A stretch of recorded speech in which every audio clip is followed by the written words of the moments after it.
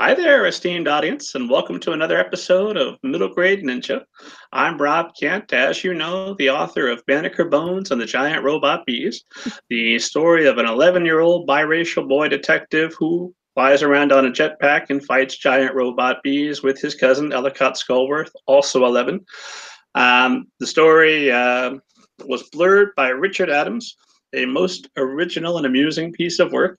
When I'm getting down on myself or in writing in general, I'll glance up. I've got the Banneker poster right there on the wall, and I'll remember that Richard Adams, if no one else thought this was a pretty good book, and I think, yes. And I bring up Richard Adams today because we're going to be talking with Kathi Appelt.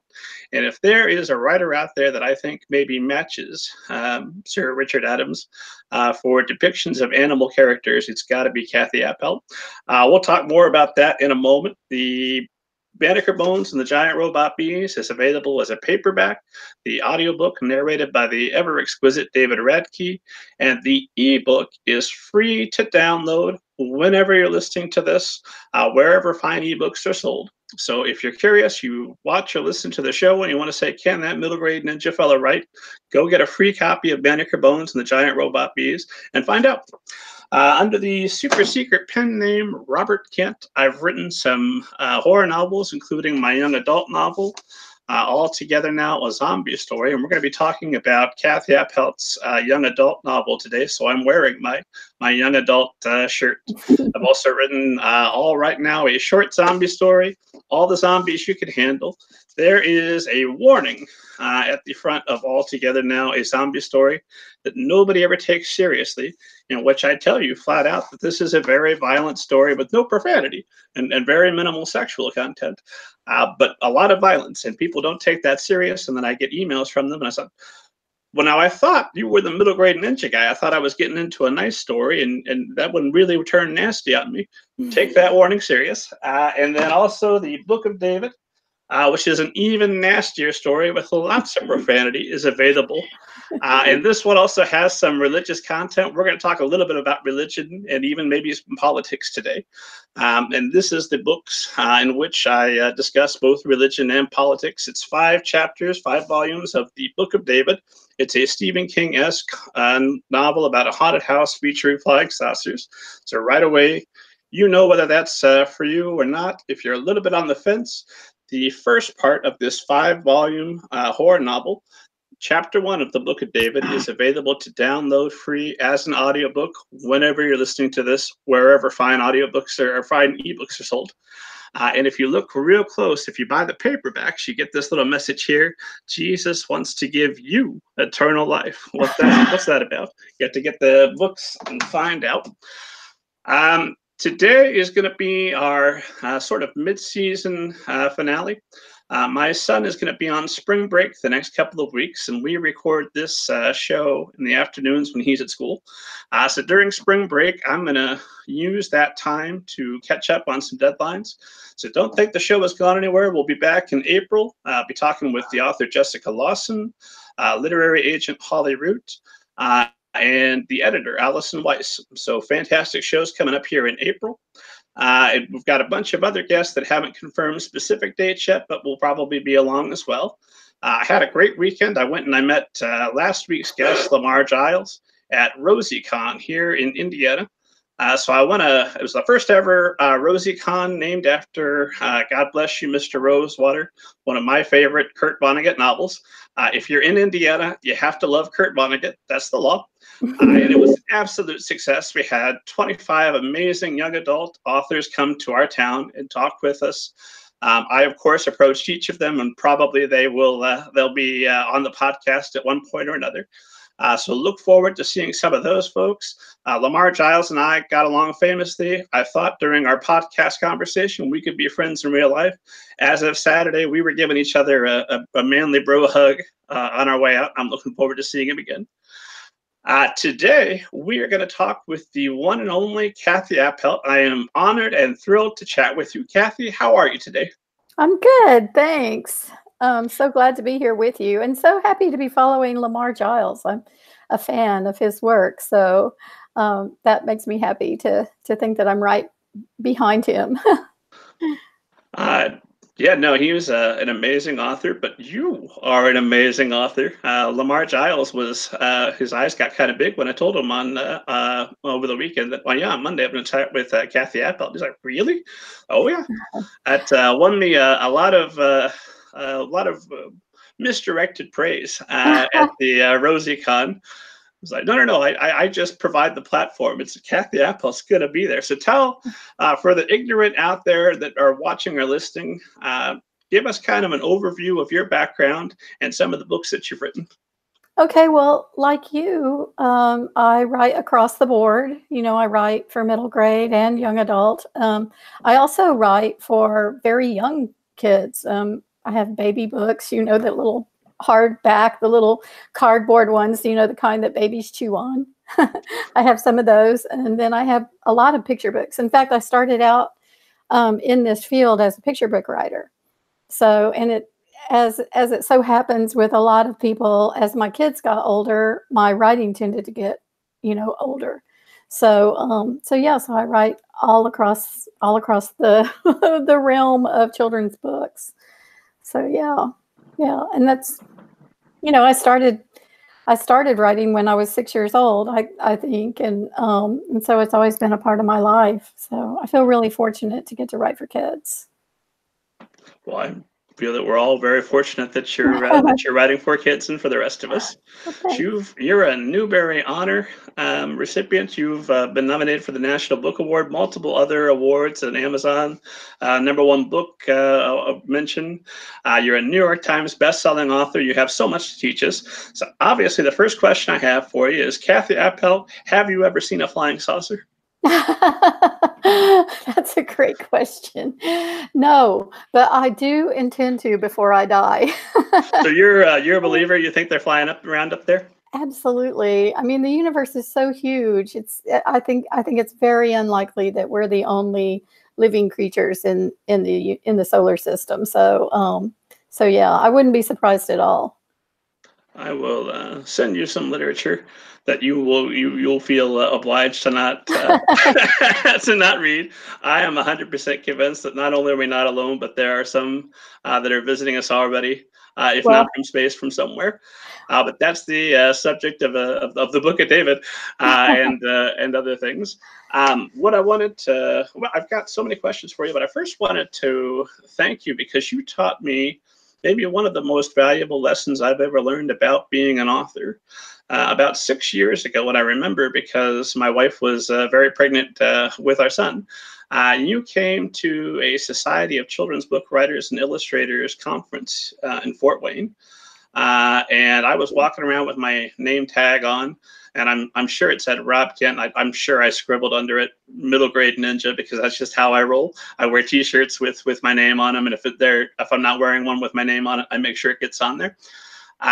And you saw me, and you had just a crowd of adoring fans around you, as I imagine you have anytime you go to a conference. But you had plenty of people that wanted to shake your hand, and you saw me, and you made a point to cross the room and thank me. I had reviewed the underneath on middlegradeninja.com, and you'd faced 7 questions. That interview, of course, is still available. I'll link to it in the show notes.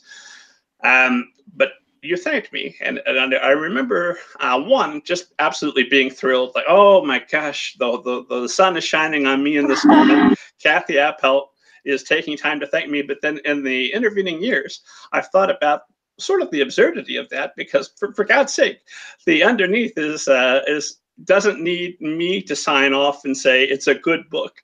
The underneath is pretty widely acknowledged to be a classic of children's literature. And I've always thought that that's what a successful author does. That's the difference between a successful author and everybody else. One of the things, now obviously, you still have to write amazing books, but you've done that. But after that, because I imagine maybe it was just that one day and you're a jerk to everybody else you ever encounter, but I don't think so. I think that's a part of what makes Kathi Appelt is going out of your way to acknowledge people. And that has taught me a lot about the sort of author I want to be out and about in the world. Not a question on there, just a thank you and an acknowledgement that that's who you are. well, Gosh, thank you. Thank you for reminding me of that. As you were talking to me, well, first of all, I just want to say that I feel like practicing gratitude is a huge part of being an author. Like I try to remember every day to be grateful for what I do and for what I'm able to do. And, grateful for my desk and grateful for my cup of coffee and all of that. I think gratitude can get you very far way down the road. But I do want to mention that I had a similar experience years ago when I was just starting out. I was at the Texas Library Association conference here in Texas, and you probably know that's a huge conference. I mean, it's a major conference every year, and I had only been a couple of times. I think my first or maybe my second book had just come out, and so every year there's this huge publishers party where all the publishers get together and they have like a meet and greet, and it's a major cocktail party and all of this. And my husband and both of my boys were with me, and the boys were probably, I want to say 12 and 10, something like that. And they were just popping in, and then my husband was going to take them, for dinner while I did my meet and greet, my handshaking and all that. Well, there was an author in the room who was, really well-known author. It was Gary Paulson. And at the time, Hatchet was it's still a major book in our, in children's letters. And he's just a great guy. Anyway, he was just surrounded by people, just, kind of holding court. But as soon as he saw my boys, he broke off what he he broke off with the crowd that was surrounding him, his adoring fans, and he made a beeline for my boys, and just welcomed them, talked to them about what they were doing and, what they were reading and all of that. And as it turned out, my older son had just read Hatchet. And so they got into a discussion, and I just remember thinking, he didn't have to do that. He had, he was holding forth. There were tons of people surrounding him, and he made a point of greeting my two boys, as if they were the two most important people in the room. And I think maybe he thought that, maybe he felt that they were the most important, and that meant so much to me. And to witness that act of generosity, to those kids, to my kids, just meant the world to me. And so you're bringing this up reminds me of that. So I hope that every act like that generates another act. So there you I hope so it. too. The world of authors will be made better one incredible author moment at a time, hopefully. Yeah, and it doesn't take that much, does it? It's just a kind of being aware of where you are and who you are and who you're with and all of that. So yeah. Thanks for reminding. I think it was a 2 or 3 day conference. I sat in on a couple of your panel discussions. I asked you some other questions, but it was just that one moment. That was maybe two, 3 moments, and here we are 6 years later. I always think of that, and I've bought other books of yours that I maybe wouldn't have bought because God knows I've always got plenty of books to read. Right. Despite my love for the underneath, I'm buried under the blog forever. But I always remember Kathi Appelt. That's the kind of author that I want to be if I'm out and about in the world. I want to make sure that I make the day not so much about me, but about all the writers that have come out and are eager to hopefully one day meet me and shake my hand. Although if I'm standing next to either you or Gary Paulson, there's no chance. Well, thank you. At the end of the day, or at the beginning of the day too, the act of writing or any other kind of creative art, whether it's drawing or music or whatever, is to a large extent very solo. It's very and it's very egocentric. It just is, just by its nature. You have to involve your whole self. And lately, I have to say, trying to launch Angel Thieves has made me feel like every day is all about me. And so so it's good to remember that there are other people out there in the world. So yeah, thank you for reminding me of that.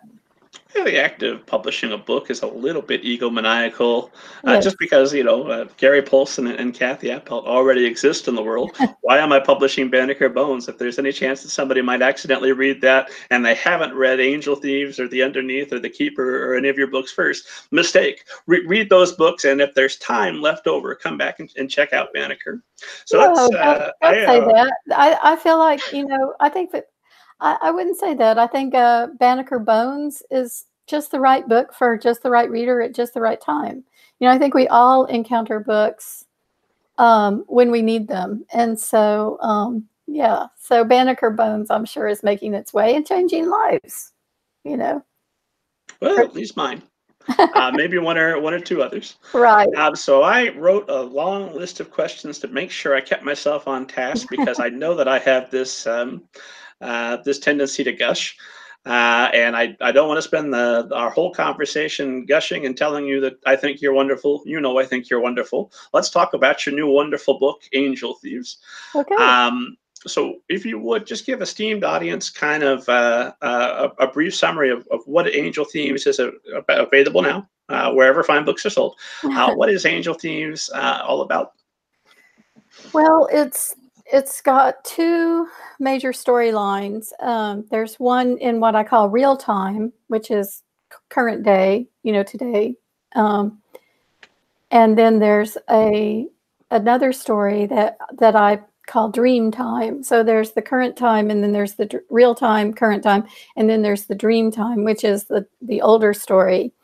And they're both set along the Buffalo Bayou, which is the main artery, the main waterway in Houston, which is where I grew up, and Buffalo Bayou. And so the real time story is about a boy and his father who are engaged in the nefarious trade of stealing graveyard angels. And they do it for the black market. And they do it, as it's not like an everyday thing that they do, but they do it to, to get by, to subsidize their income. And so that's the real time story, the main premise of the real time story. And then there is in the older story, it's set in pre-Civil War Houston, and it's about a woman who was enslaved, and when her master died, he set her free, but he did not set her children free. And so she's doing the only thing she knows to do, and that is grab her little daughters. She has two little daughters, and run to escape.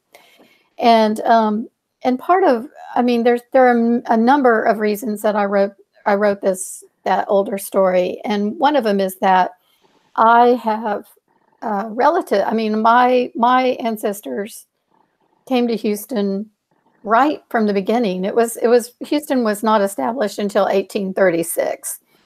And so it's a relatively young city as far as that goes. There were people there, of course, before the Allen brothers moved in, but they were the original settlers. But so I really wanted to know,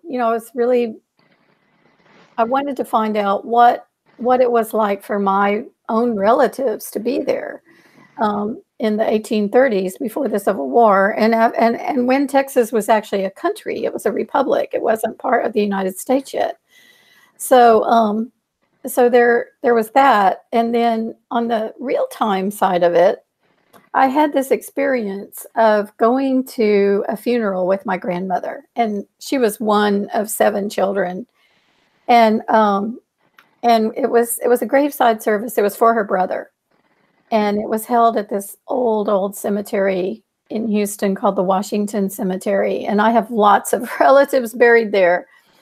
So it was a cold, rainy day. And as we were driving out, I kept looking around at the monuments, and I realized something was really off.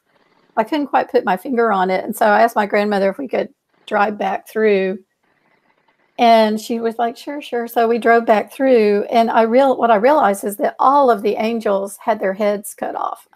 They were all decapitated. And it was such a freakish, experience. I looked, every angel that I saw at any rate was headless. And so it was so unsettling that a few weeks later, I asked my husband to go down to Houston. He was a photographer at the time, and take photos of the angels without their heads. And that experience led me to investigate the black market in stolen cemetery statuary. And grave robbing has been around. Some people say it's the second oldest profession, um, Yeah. for forever. So it's not like it's uncommon, but it was. So I just, I kept thinking, what would it be like, to live that life? But the thing that really, that made me really wonder about it is that here in Texas, and I know in Indiana too, religion is just a part of the fabric of life here. Um, and so I asked the question, what would it be like if a boy with a really big secret started falling for a girl who is very tied to her church, very religious, very open, very very sweet in her faith. And because I know these kids, they're all around. They're I call them sweet believers because that's just the way they roll. I mean, they're shaped. Their worldview is shaped by their beliefs, by their religion, and so I thought that could be an interesting possibility to have a fledgling romance when there's this huge secret, that it has to come out eventually, right? So yeah, so that's a little bit of the backstory. So there's the twin stories going back and forth. So yeah. There's a lot of metaphors about who are the actual angels and who are the ones that are doing the thieving. Exactly, because Axa, she's the slave, the woman who was enslaved. I named her Axa, and I had a great great grandmother named Axa, so I gave her that name. I love that name. Um, so yeah, she's taken her daughters, and at that time in Texas, she would be considered a pirate, to take her very own daughters and run. Even though she was free, she was essentially stealing her baby daughters, and for that, she could suffer the death penalty in Texas at that time. So that was the question, who's the thief, who are the angels? So yeah, so I toyed with that question throughout the whole writing of the story.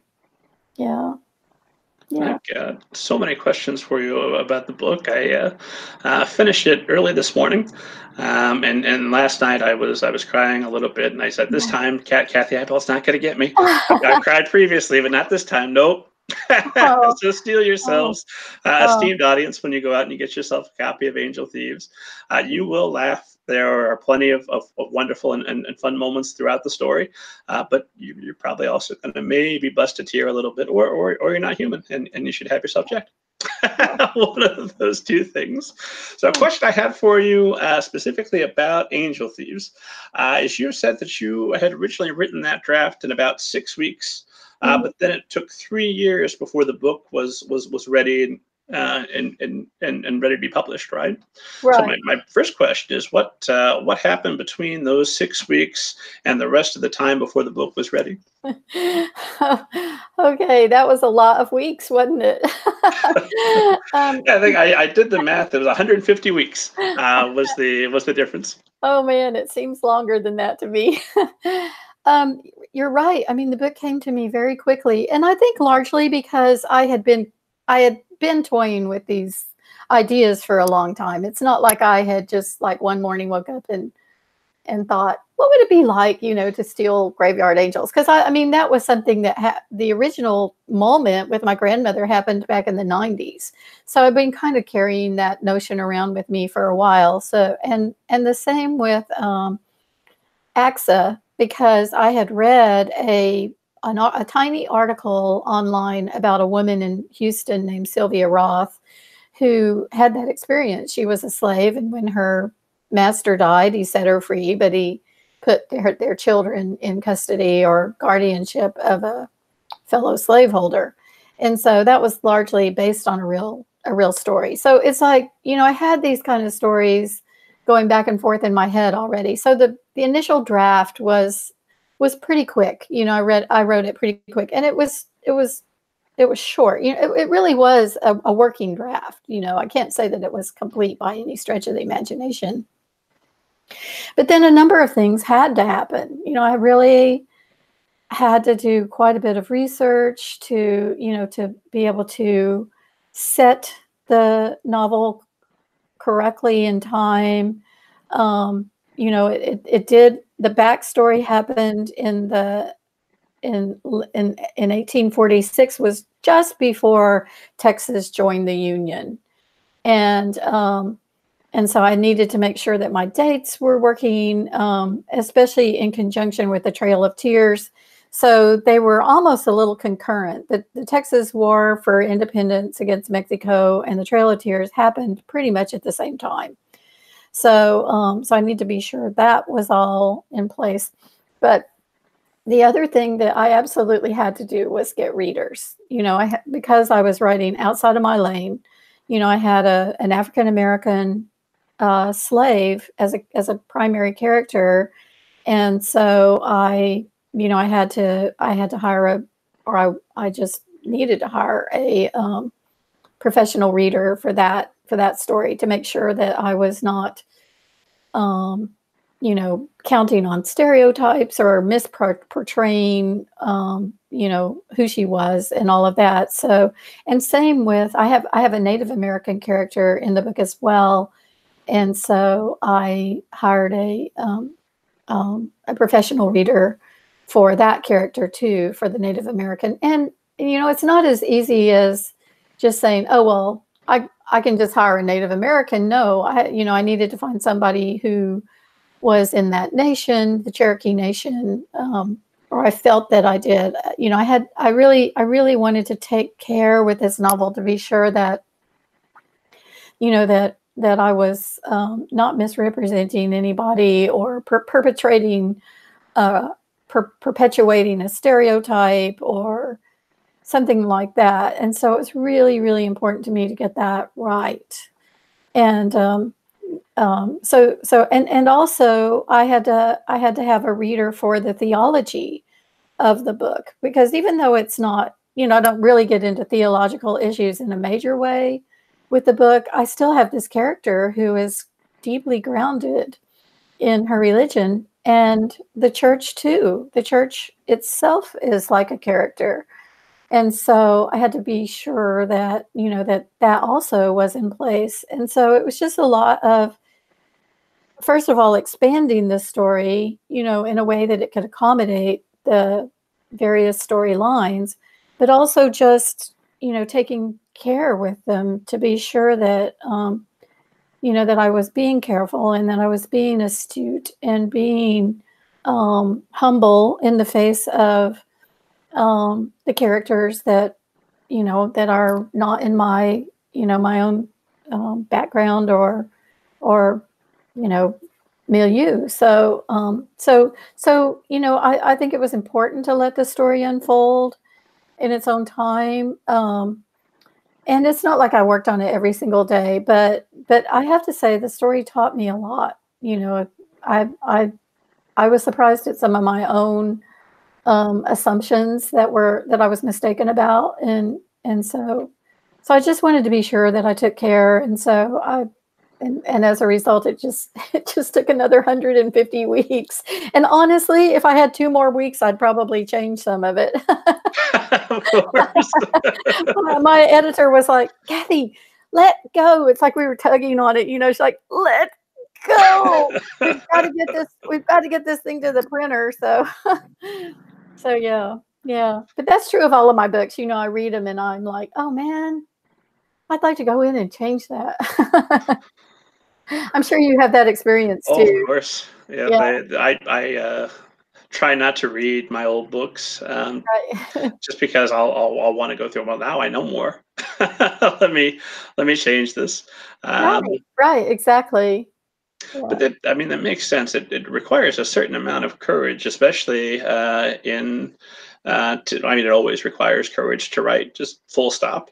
But especially in the current market, Mhm. as a white woman from Texas, writing from the perspective of these characters, Right. I think it speaks volumes about the time that we're living in. When I thought, ooh, look at Kathi deftly maneuvering this and silencing savage YA Twitter.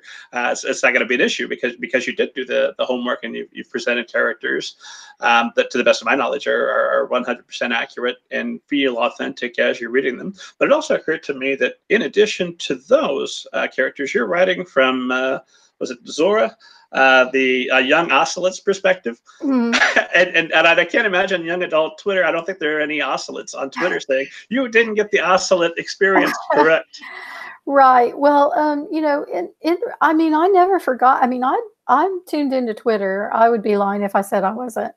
And I appreciate the argument. I really do. I feel like it made me more careful, and uh, I think it's an important argument. I mean, it's more than an argument, really. It's a major discussion, and it is a little on the terrifying side. I never once, for not 1 minute, forgot that I was a white middle-aged woman who, well, now I'm not even middle-aged. I'm a senior citizen now, but um, I never ever forgot that, who I was in the writing of this. As a white privileged woman who's writing these characters, I think that was never ever outside of my mind while I was writing it, and I say that not because I felt like it gave me a right to write those characters. It didn't. It absolutely didn't give me any rights at all.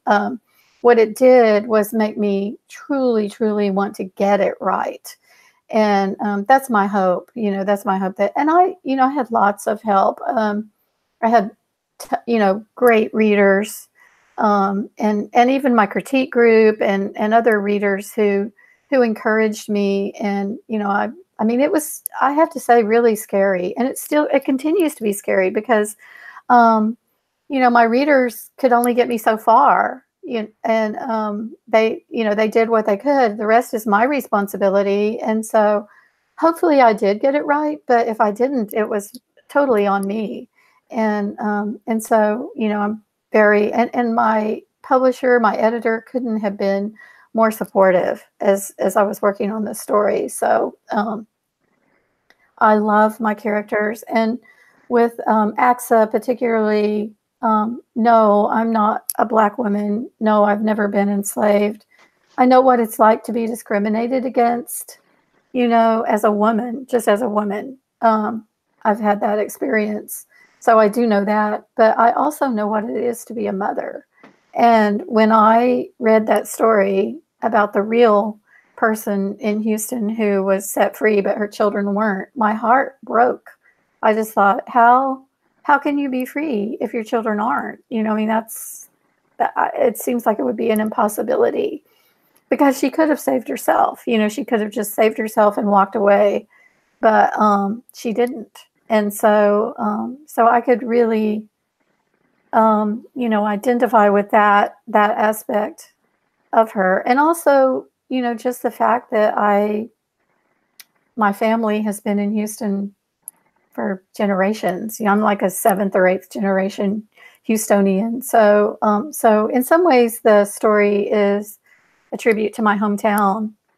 So there's that too. But yeah. So I never take for granted anything. So I seriously hope I got it right. Oh, I think the care that you've taken with the characters absolutely comes through on the page. Well, thank you. And I'm a big proponent of one of the whole reasons we're coming to reading in the first place, and certainly why we're coming to writing, is because we want to empathize with characters that are unlike us. If we're not, as writers, going to seek out characters in different perspectives, what are we doing with our time? Why bother in the first place? And Right. technical question for anybody that wants to be as brave as Kathi Appelt. How do you go about finding and selecting a good sensitivity reader? Ah, that's a good question. Well, I was lucky because I actually, for a while, Justina Ireland was managing a database of readers, and that's how I found mine. But I think, and I know she's not managing that database any longer, so I doubt that it's still available. But mostly it's word of mouth. You know, you find somebody who has hired a reader and just, you know, go from there. And that's not ideal, actually. But, um, you know, all of my sensitivity readers asked me not to name them in the acknowledgments. And there's good reason for that, you know, because if I did mess something up, they certainly should not be held responsible. So, I guess yeah. if I had the chance to be mentioned in the back of a Kathi Appelt novel, they'll hold me responsible. Put my Oh, name there. well, trust me, I thanked them profusely, but yeah, no, and I mean, I do think there's a really good reason. So for now, I mean, obviously, anybody watching this interview, if they needed, you know, if they wanted to ask me, um, you know, who I use, so I could have a discussion with them about that, and I could check with my reader to see if they were interested. You know, so it's sort of like it's like a um, you know, pass along information. So I'm not going to go out shouting their names or giving a stranger their names, but I don't mind making those connections. So, yeah. And, you know, you do just have to be very astute and careful about who you're hiring, make sure you're hiring the right person to read your book. So with my African-American character, I was very careful about finding someone who has, you know, has some credibility in African American history and in pre-Civil War African American history and all of that. So, you know, it's not enough to just find you know, it's not enough to just find somebody. So, yeah. Yeah, just walk into a random coffee shop. You're an African American. You got a moment to read this Exactly. book? Exactly. Yeah. Yeah. Yeah. And I have a lot of friends that, you know, that read the book for me and gave me lots of great advice and lots of great thoughts. So it was really, really helpful. And I think that's part of it too, is being part of a community. Like you said, you went to the SCBWI conference, and gosh, SCBWI is, you know, it's the major organization for those of us in the trade, and it's an important organization. So I would really encourage, you know, writers who are interested in writing for kids to be sure and tap into that. I think at one point you said that's probably the most important thing you ever did for your writing. Am I Yeah. quoting you kind of correct there? Close Yeah. to it. Oh, yeah. It's definitely important.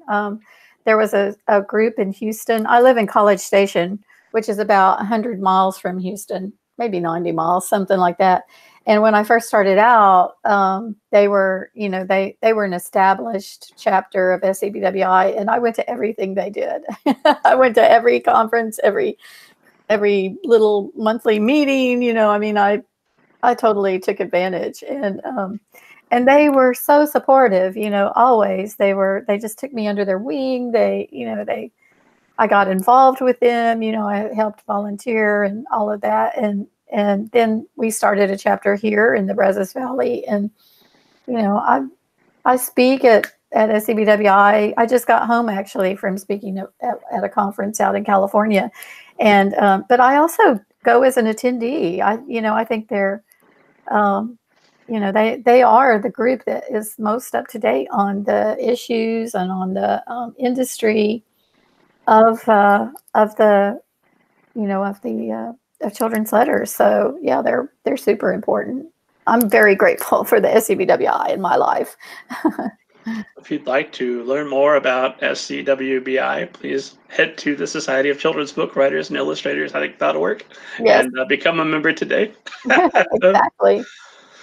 um, is it possible for you to go to one of those conferences and just be a person in the crowd at this stage in your career? Absolutely. Absolutely. I think, and I tell my students this, and maybe we can talk briefly about Vermont College of Fine Arts Sure. before we're done. But I'm constantly teaching. I usually have a mentee or two. I'm working with a wonderful writer through We Need Diverse Books right now. I have a mentee for that organization. But even after they graduate, even after they leave me, I tell them, I sign up for a workshop or an online course or, a weekend retreat every year, at least once or one or two of them a year, because I love being a teacher, and I feel like I'm a better writer because I'm a teacher, but I also love being a student, so yeah, I love going to the meetings and the conferences and just chilling. It's great to go and not have to do anything except just soak it in. I always learn something. So yeah, I think it's important to continue learning. I mean, years ago when I first started out, I was taking an online course, or not an online course. I was taking a course down in Houston that I had to drive to once a week, and at Rice University. And I remember somebody telling me, well, Kathi, even Tiger Woods has a coach. And that was back in his heyday, when he was the best golfer in the world and he had a coach. And so I thought, yeah, I'm going to remember that, that everybody needs a coach from time to time. So, yeah. So I like being coached. I'm still hanging on to this foolish notion that perhaps one day, not this day, but perhaps one day, I would be the greatest writer that I could ever be. And on that day, I'll just listen to myself. But I don't think that day is coming. Doesn't sound like it's come for you. Not at all. Not yet. I don't know that would be a good thing, actually. I recently, while I was in the middle of writing Angel Thieves, I was having a conversation with my agent, and I said, I don't think I've written my best book yet. And her response was, if you had, what would be the point? And I thought, that was so instructive to me. What would be the point? I mean, if you don't keep reaching, if you don't keep going for it, and trying new things or exploring something new, then what is the point? And so that was important that she said that to me, because I think it's easy to become complacent. I had a period of time where I was writing a lot of picture books, and they were fairly successful. I mean, I had a comfortable career. They I can't say they came easy to me, but I kind of had my niche, where I felt like I knew what I was doing. I was, I mean, I was fairly successful with it, but I just, I woke up one morning and I thought, I can't keep doing this. I'm not stretching, it felt deadening to me. And that's when I started working on the underneath. I felt like the underneath was something I absolutely had to write, for my very own soul, just to, not to prove anything, but just to get out of that place where I just felt too cozy, and I like being cozy. I like the comfort of it. I like being in my house with my cats and my coffee and, my books and my friends. And, I like the comfort. We all like to be comfortable. But after a while, it's like, well, what is the purpose of this? I've proved I can do this. Let's do something else now. So yeah. Yeah. So I think it's important to continue to study and, I mean, when I was writing the underneath, my friend Tobin Anderson, MT Anderson, he called me one day. We were having a talk, and I talked about, I was whining to him because I was in the middle of the underneath, and I was like, I'm never going to get this. I don't feel like I don't feel smart enough in the face of this book. And he said, oh, you should always write what you think you can't. And that was such good advice, because it told me that, might as well go for it, because, if you don't do it, if you can't do it, you didn't think you could anyway. So what if you got to lose, And so yeah, it was like having complete permission to fail. And I think that's really important to give yourself that permission to fail, because otherwise you don't ever try it. You don't reach out and try something new. So anyway, I felt totally like that while I was writing Angel Thieves, that I was completely writing something I didn't think I could. So yeah. Anyway. I've got more questions about all of that, including, do you have a recording of that conversation between you and N.T. Anderson? Can we hear that? I wish. He's great to talk to, by the way. He's a wonderful person and such a smart, intelligent, and generous person. Yeah. And such a great writer. If you're listening, I would be thrilled to chat with you on here anytime. How long had you been? We'll come back. I have more questions for you about Angel Thieves, but how long had you been writing and publishing before the Underneath happened? Quite a while. Let's see. The Underneath came out in 2008, and so my first book came out in '93. So, but I started writing way before then. I mean, it took me a while to sell my first book. But even before that, though, I was writing for, magazines and newspapers and, writing for myself and stuff. And so I've written all my life, but my first book did not come out until 1993. And then The Underneath came out in 2008. So 15 years. Is that right? Underneath that was, I mean, you'd had success. You said you were cozy. You were having a good time, and then you took this chance that you thought you might fail completely. And The Underneath debuts, becomes a Newbery Honor, becomes the #1 Amazon book of the year that year, I think. I'm not sure. The wording was unclear when I read it, but I'm pretty sure what Amazon meant to say was that you sold the most books in your category that year. And then you were up for the National Book Award, all sorts of acclaim, and give us, those of us that haven't had that experience yet, all the writers listening, allow us to live vicariously through you for just a moment. What was that experience like? Well, it was wonderful. I mean, it was surprising. I was really, really surprised by it. You may not know this, but The Underneath didn't get just stellar reviews. I mean, I think it got 1-starred review, and I think it was from Publishers Weekly. Publishers Weekly, you're dead to me. Continue. No, I mean, they were the ones who gave it the starred reviews. I think I can't recall actually, but so the reviews were mixed. So I mean. And it was one of those books. It was interesting because I think the same thing is probably going to happen with Angel Thieves, in that my friend Kimberly Willis Holt, who won the National Book Award several years ago for Zachary Beaver Comes to Town, just a wonderful, wise author.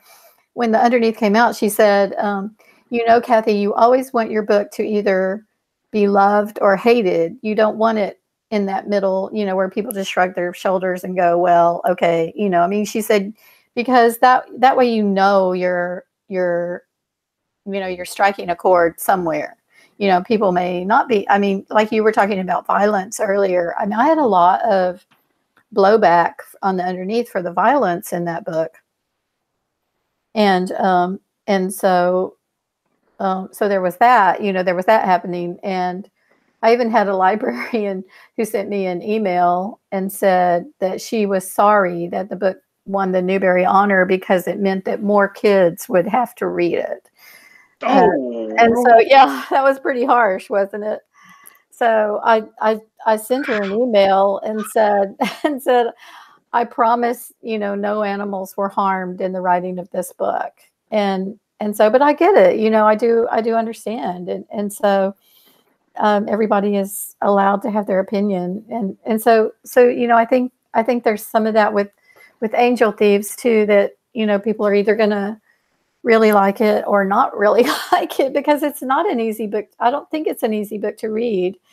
And so, it certainly wasn't an easy book to write. So um, I feel like I'm kind of getting off the path here, but anyway, the Oh, thing you is, were supposed to give us the vicarious vision of all the oh great yeah, things that happened when great the things the that beam happen. of holy light shined down on you and the angelic choir said, "Oh, you've made it. You're a writer. We all love you Right, now." right. Yeah, yeah, that. Okay, that. Let me get back to that.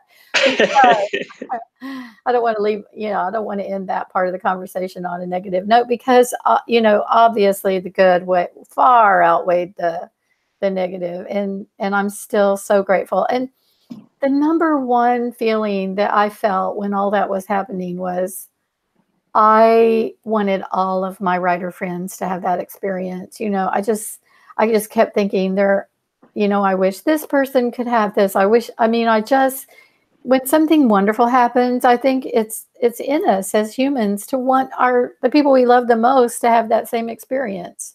To just be able to have that moment in the spotlight is really, really special. So I'm enormously grateful that I got that. But I would love it if, I know a number of writers that I just feel like have just kind of flown under the radar. They continue to do beautiful, essential kinds of books. And it's, I feel like their turn in the sun. And oh man, it would just make me extremely happy if one of my students, had that experience. I just think, because I love it when my students get their books published. It makes me so happy. It's like, it's almost as exciting as when I get mine published. I know exactly what you mean. I run a workshop here locally, which you can sign up for at middlegradeninja.com. And one of my former students sent me an email 2 or 3 weeks ago, and the story we had workshopped a couple of times has been accepted and is going to be published, and she's got some prize money coming from it. She's going to be interviewed here locally, and I was so excited. I just walked around all day just feeling like, and in a way I haven't felt when it was one of my books that something nice had happened to. Yeah, I know. I know. I'm always happy to take credit for my students, even though for a number of my students, they were fine with the. Yeah, I mean, they would have been fine without me, but I selfishly like to take credit. So yeah. Well, let's. So many questions for you, and now I'm off on what we should talk about first. Well, let me ask you one follow up to the moment of the angelic choir singing and the light shining. Mhm. After that, we get a year or two out, and you're still at your desk alone with the cats and the coffee and Right. writing.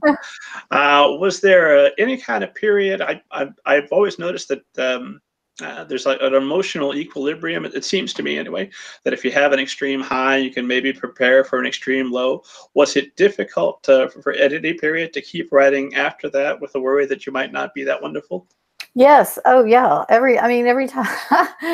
I think that happens with every book. When I embark upon a new book, I always feel like the book is smarter than me, that I'm not good enough for the book, that I'm not going to get it right. I feel, yeah. And having a big success like that, it does make you feel like you've got this bar that you have to, jump over, or you have to meet at least. And there are expectations. I'm not just being disingenuous. People have expectations. And so, there's always that worry that you're going to somehow let your readers down with the next book, that it's not what they were expecting or whatever. So there's always that, I think, but writers are neurotic just by our nature. Unfortunately. So I'm no different, that's for sure. Yeah. Well, and part of that fear must be because no matter what you do, as you were saying earlier, especially if you're aiming to either make people extremely excited or hate the book and provoke some kind of reaction from your reader, Yeah. for at least one reader, that probably will be true, that they were expecting the underneath too, and they got something else instead. Right, right. Yeah, yeah, it is interesting.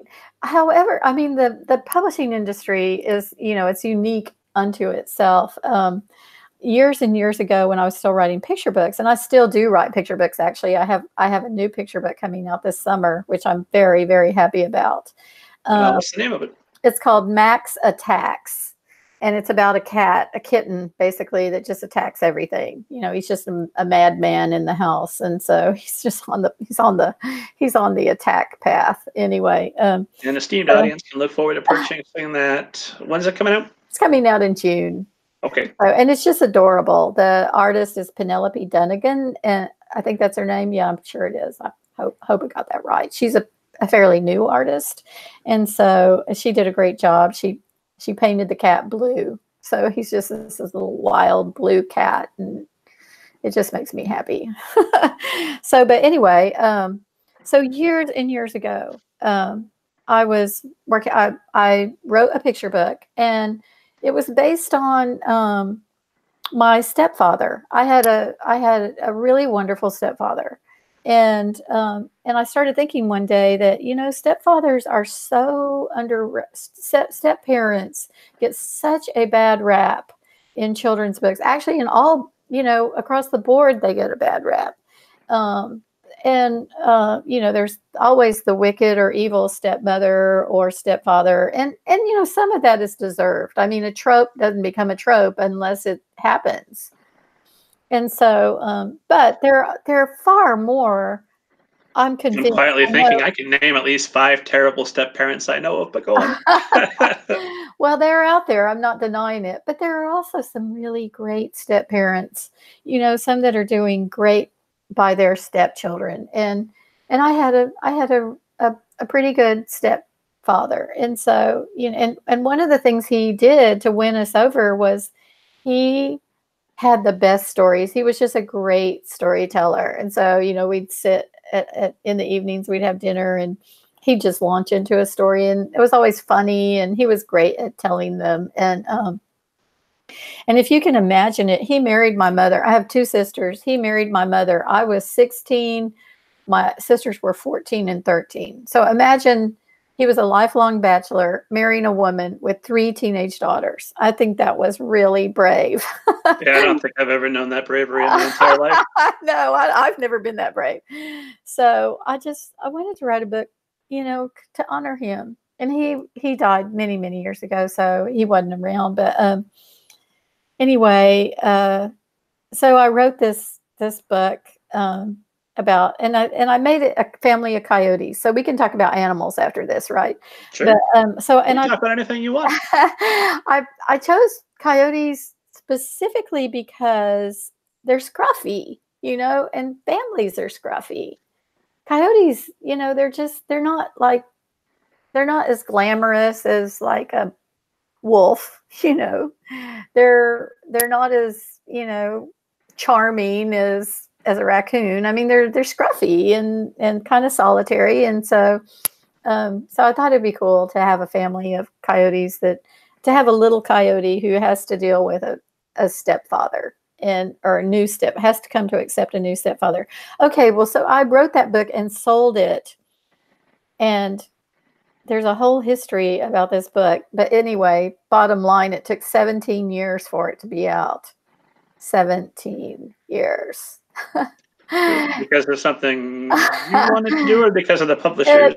It was just a variety of things. It was like unfortunate events that kept happening. The wrong illustrator, then an illustrator kept it. Then the publishing company got bought up by another publishing company. The editor left. A new editor came in. She left. I mean, it was just like one thing after another.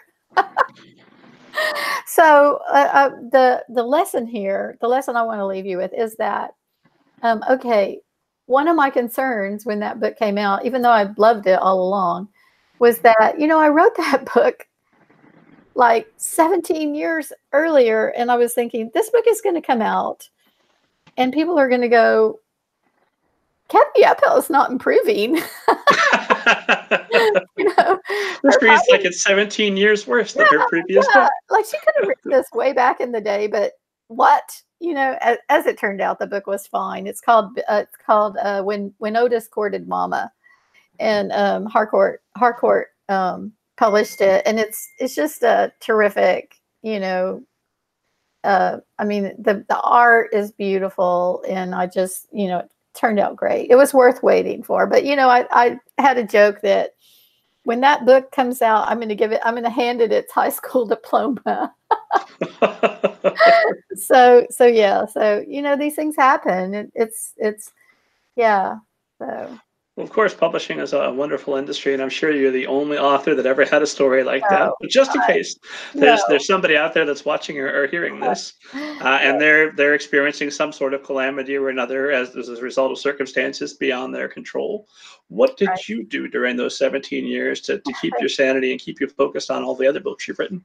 Yeah, just kept writing. I mean, I went years without even thinking about that book. I mean, it was always in the back burner. At one time, my agent tried to get the rights back. She thought maybe we could sell it to somebody else, but the publisher Harcourt didn't want to let them go. So that was actually encouraging, because I thought, well, if they're not going to let them go, then surely they're eventually going to publish it. So, but it just kept falling on one desk after another, and so yeah, I was very happy to see it come out. So yeah, so I mean, it happens. One quick question about picture books, and then we'll veer back and we'll talk about writing animal characters. Okay. Um, but you've got a book out called Counting Crows, and when I saw that, I thought, are you a big Oh fan of the band, or is that just a happy coincidence?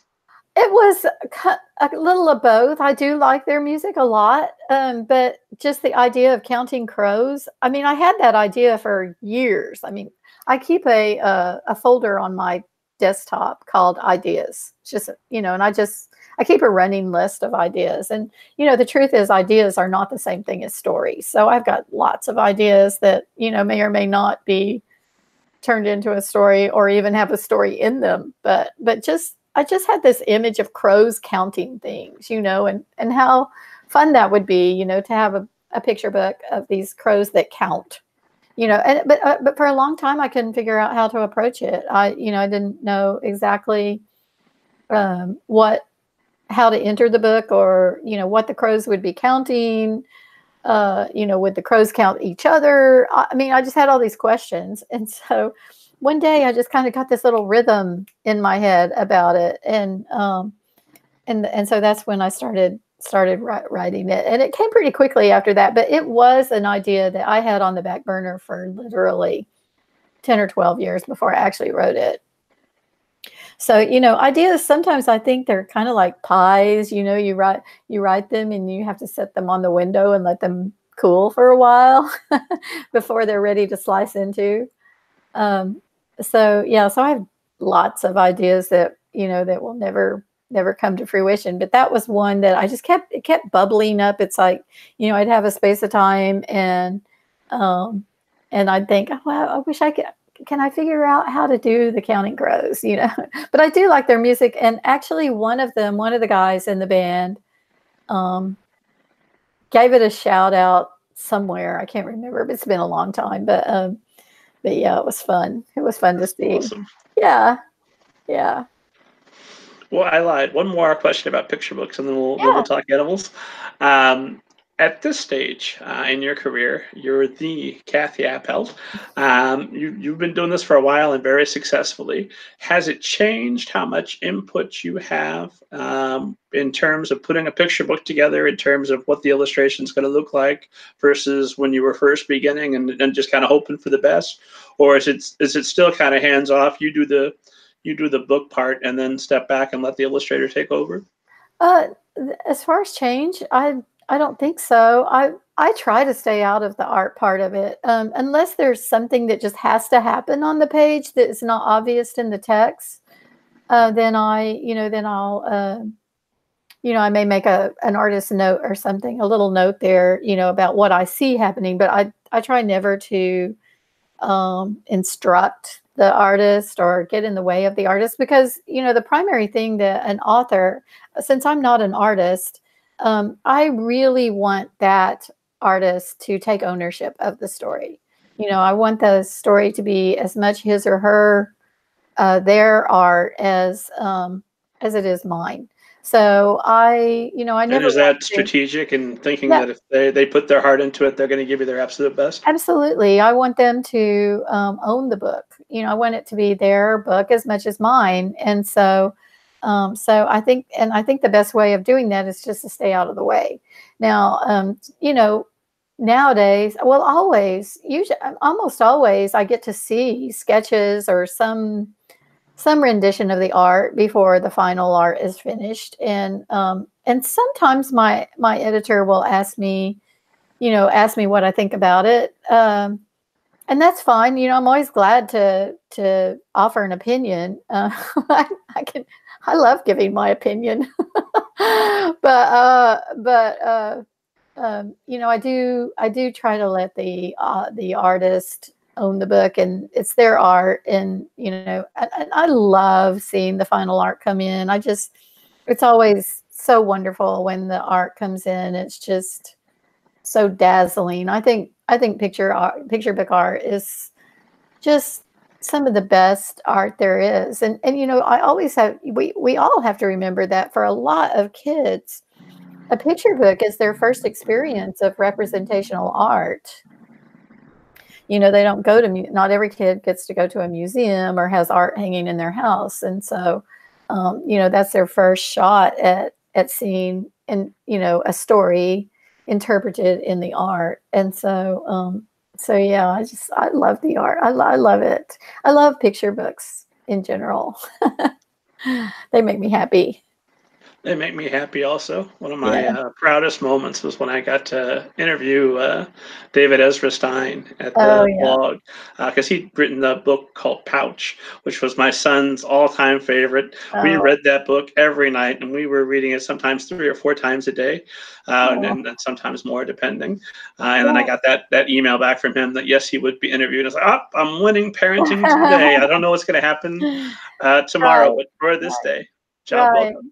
A picture book, my experience of picture books is they really do become part of your family fabric, the fabric of your family. I mean, even today, my kids are all grown up; they're in their 30s, and but even today, we have little code words like corduroy, the famous picture book corduroy. That he says, "I think I always wanted to have a friend."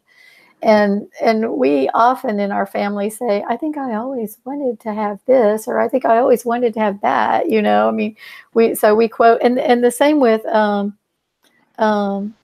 you That's know, adorable. thank you, Sam. I am. We're like, thank you, Sam. I am.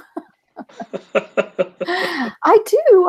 I love green eggs and ham. I mean, we have those sayings in our family. So I'm sure every family has them. Every family who has experienced a wealth of picture books, that is. So, yeah. And that's how you know you're winning parenting. If the sayings that your family has are coming from books, you're doing Right. something right. Right. I hope so.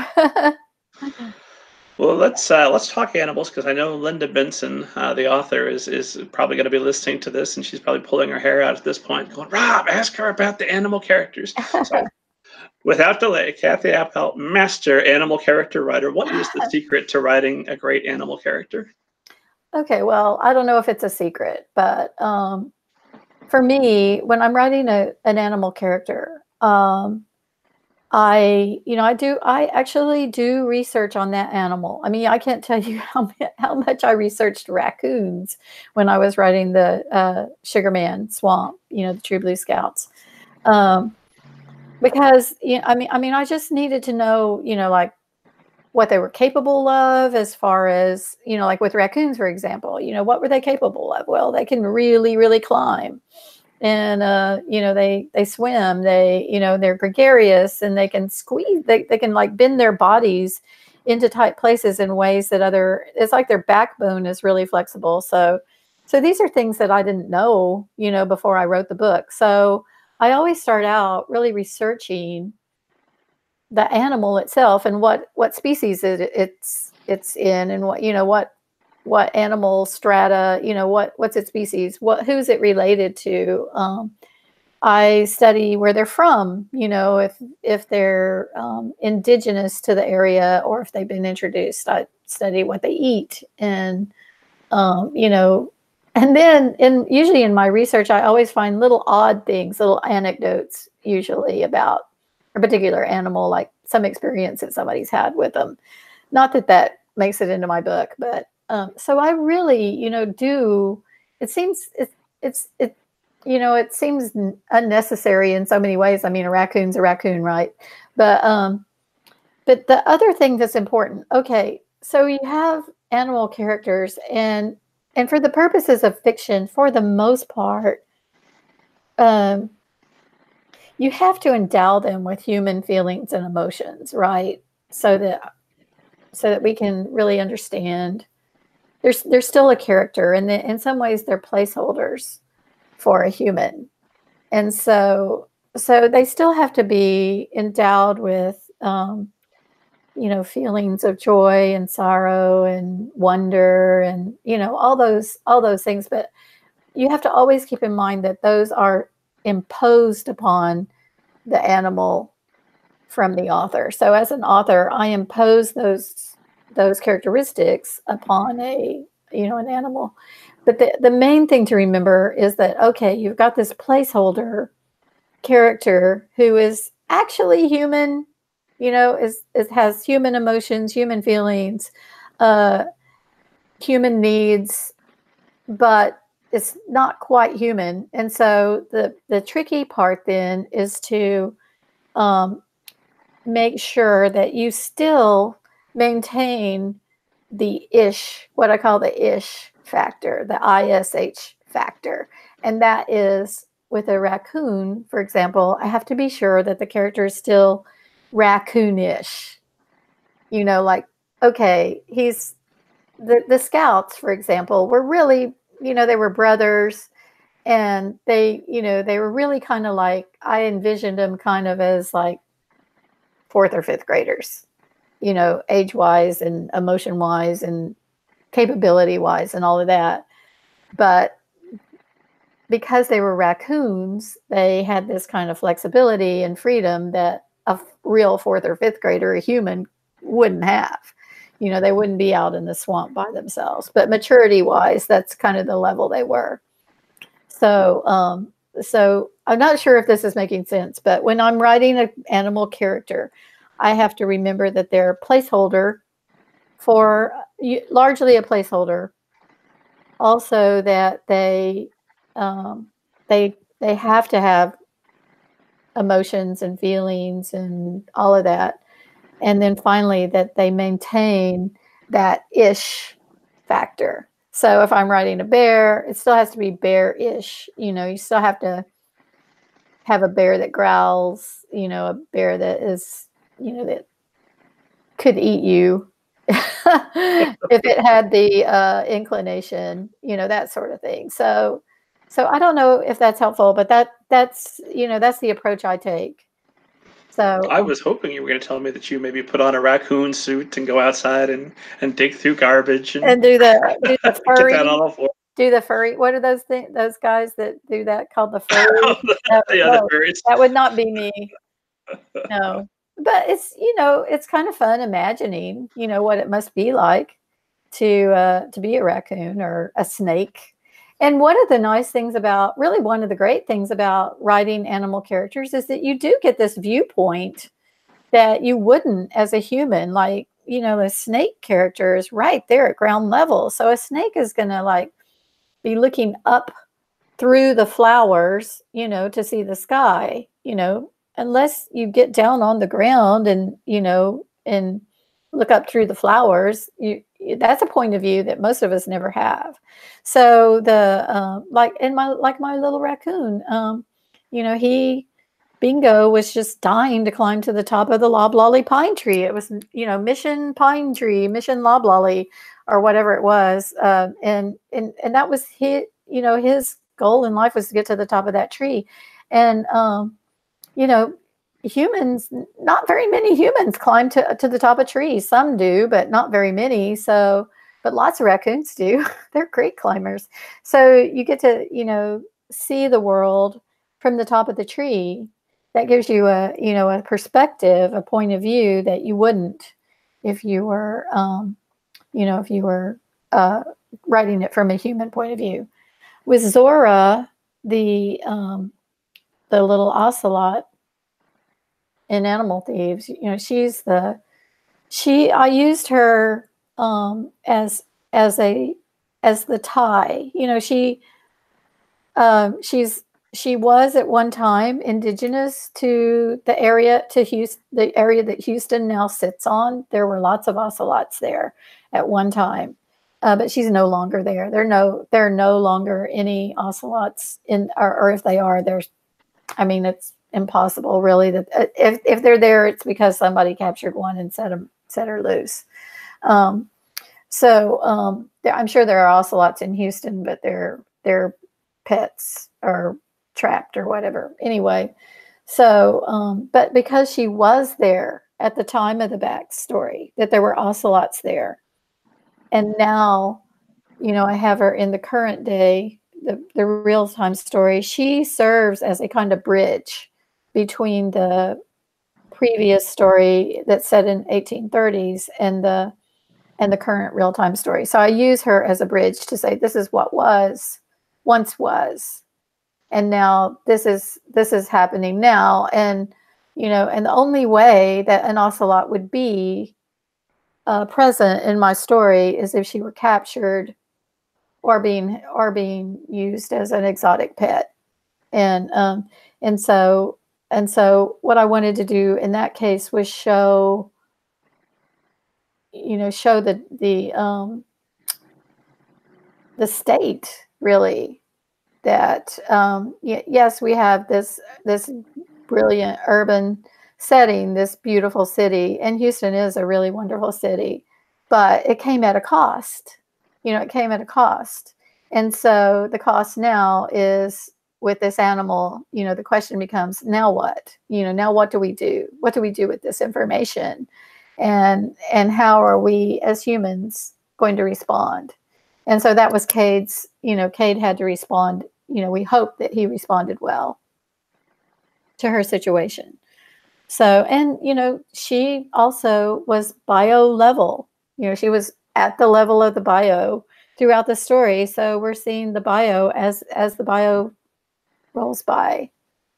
So anyway, is that helpful? I hope so. I think so. I think we pretty well covered it. Well, let's talk a little bit more about Angel Thieves, because this is not so much a departure, because I could definitely see the Kathi Appelt DNA in the story, because it's multiple perspectives, just like many of your other stories. In fact, let's start there. What is the advantage from having multiple perspectives as opposed to a straightforward single narrative?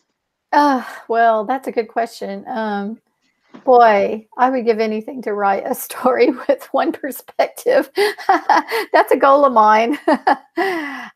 Well, you know, I mean, I think it's like anything else. You're seeing, you know, seeing the world from different eyes, you know, different points of view. So hopefully by having a cast, a large cast, you're seeing the world, you know, in different ways. And so as a result, hopefully you get a bigger picture of that world than you would if you were just writing it from a single point of view. So, I mean, that's the primary reason. And I don't, you know, I don't know. It just seems to be my way of, you know, of telling a story. But I love the omniscient voice, actually. And to me, it's a classic. The omniscient voice is kind of a classic storyteller's voice. And so, yeah, you know, I just like I like the large cast. I think this book is my largest cast yet, actually. And when you have a large cast, it comes with lots of possibilities. So, and I like that too, that there are lots of possibilities with, you know, each character presents a new possibility for the story. So a new way of exploring the story. So, yeah. Does that keep you fresh as well when you're writing on a day-to-day basis and drafting? That, okay, well, it's the same story that maybe I'm a little bit tired up, but I get to come at it from a new perspective today, and that maybe freshens up a little bit? Actually, yes, because you know, I'm like any other writer. I tend to get stuck, you know, where I'm like, okay, where are we going with this? And I found that if I can just, set it aside and think, okay, today I'm really feeling stuck with this story, so today I'm going to concentrate on this one. And so, yeah, definitely. I mean, I did take the different story strands one at a time and work on them.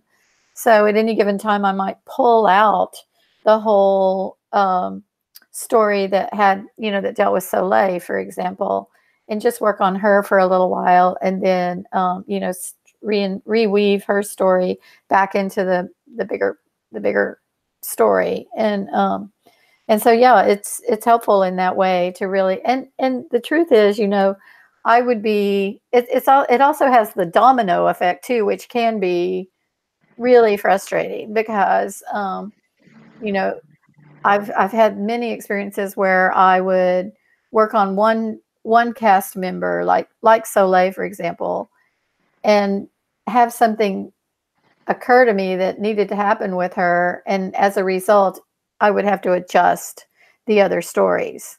So, so it's like every time you make a change, really, you're going to be dealing with like a domino effect change. So one change begets another change begets another one. So I call it, I think of this story as like holding cats on leashes, like a dozen cats on a dozen leashes and trying to keep them from getting tangled and twisted and all of that. It's almost impossible, really.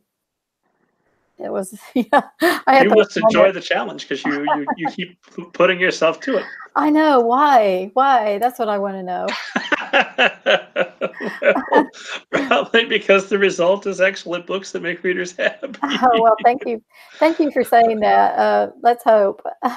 Also, I think I have a short attention span too. I mean, I think it's kind of nice to be able to jump from character to character, and you know, it's hard to concentrate on one for an extended amount of time, I think, at least for me. A short attention span, I'm sure, helps make you an ideal writer for young readers. Well, I for years and years, it seemed like everything I wrote ended at the bottom of page 3. And so really, when I set out to write the underneath, that was hard for me. Extended prose is not my strong suit, and that's why I write in small chapters like vignettes, because that's kind of how I naturally write, is in those short. I call them. I actually have a name for them. I call them SSSs, um, short significant scenes, and that's how it's. That's just kind of my natural bent. So to write beyond 3 pages is a struggle for me. So, this way I can write a short scene and then weave it together with the next short scene. So that's just kind of, I feel like in a way I tapped into what I'm naturally good at. But that doesn't mean I don't want to write extended prose. I do, and someday I will. That's the goal anyway. That'll be your next challenge that you set for yourself. Maybe, I don't know. I don't A know. couple of questions just on language. Mhm. At one point I intended to read part of your own book to you. I'm not going to do that, but you've got a 10 paragraph passage that's maybe made up of less than 200 words. You're Right. very big on. You've always reliable for lots of white space on the page, which I think makes your books more attractive to younger readers, and to me, because I'm as lazy as any other reader.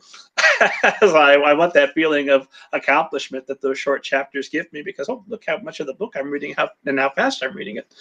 But I wanted to ask you specifically about language, because I know you're also a poet, Mhm. and the language is extremely poetic throughout your novels. So 6 weeks of drafting, but then I think 150 weeks of continuing to work on the novel Right. after the fact. How much of those carefully polished sentences happen in draft one, and how much of that is how many drafts are you typically doing?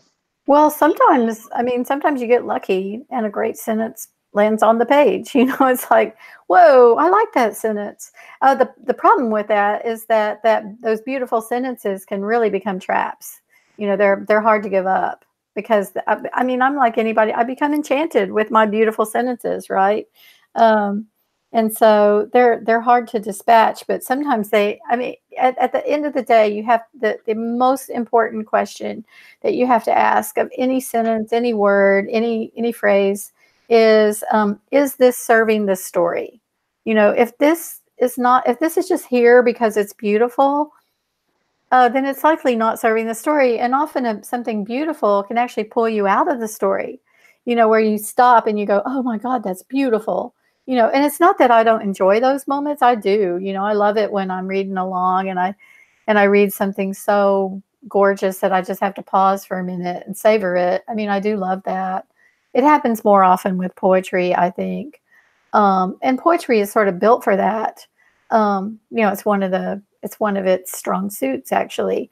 But when you're writing a story, you know, the essential question is always, does this move the story forward, you know, or does this add to the story? Does this illuminate some part of the story? Because story is the goddess, you know, she's the ruler of the universe, and everything has to pay homage to story.